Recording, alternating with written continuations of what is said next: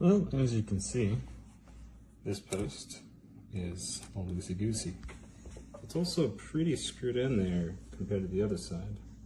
And the other side clearly can be loosened, but it can still tighten back up. And then I'm sure this could be pinched down a little bit more to tighten it right where you want it. But this side, no matter how much, and I originally had this post off, no matter how much I rotate it, it's significantly not going to tighten. In fact, I can pull it up and get even more loose. And there's no way to access the bottom of where it's screwing into to figure out if whatever it is threading into is gone or loose or anything. I'm not sure.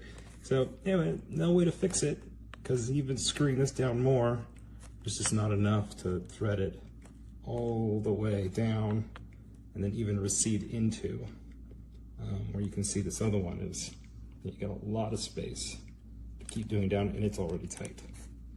So don't know how that happened. I never loosened this anyway, and it appears that, you know, it can't loosen super far on its own because it's blocked like this.